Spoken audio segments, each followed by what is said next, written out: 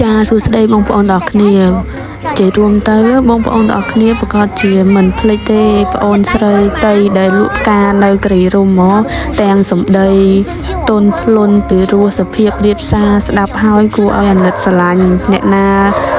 ឃើញហើយក៏ចង់ទិញគ្រាន់តែលើសំឡេងអញ្ចឹងណាបងប្អូនទាំងអស់គ្នាឥឡូវហ្នឹងគឺល្បីដល់ប្រទេសចិនណាបងប្អូនទាំងអស់គ្នាគេបានចុះតាម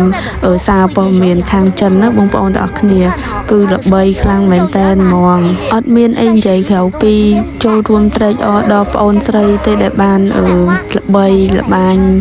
គេឈ្មោះទាំងនៅក្នុងប្រទេសរហូតដល់ក្រៅប្រទេសអញ្ចឹងណាបងប្អូនទាំងអស់គ្នានិយាយរួមទៅមិនថាខ្ញុំមិនថាបងប្អូនទាំងអស់គ្នាទេគ្រាន់តែគាត់និយាយមកទោះបីជាមិនទាន់ឃើញមុខគាត់ផងក៏មានអារម្មណ៍ថាអាណិតស្រឡាញ់គាត់ហើយក៏ចង់ទិញគាត់ដែរព្រោះអីព្រោះតែសម្លេងរបស់គាត់នឹងនិយាយមកគឺធ្វើឲ្យយើងអាណិតស្រឡាញ់គាត់ធ្វើឲ្យយើងចូលចិត្ត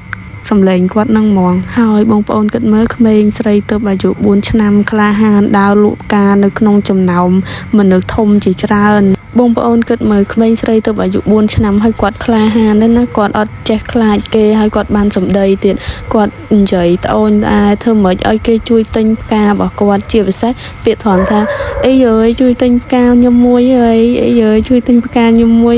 អីកុំចិត្តដាច់ពេកអីនិយាយរួមទៅអាត្រង់ពាក្យហ្នឹងហើយដែលបងប្អូនទាំងអស់គ្នាមិនថាខ្ញុំមិនថាគេទេឮហើយគឺចាប់អារម្មណ៍ហ្មងហើយបើចេះមឹងឆ្លាតមឹងអ្នកណាមិនអាណិតអ្នកណាមិនស្រឡាញ់អ្នកណាមិនចូលចិត្តហើយណាមួយទៅតែអាយុ4ឆ្នាំទៀតហើយគាត់ទៅអាយុ4ឆ្នាំហើយមើលពាក្យសម្ដីគាត់និយាយចេញមកគាត់ចេះគោរពចាស់ទុំគាត់ចេះនិយាយមកដឹងខុសដឹងត្រូវចេះដឹងចាស់ដឹងទុំអញ្ចឹងណាបងប្អូនទាំងអស់គ្នា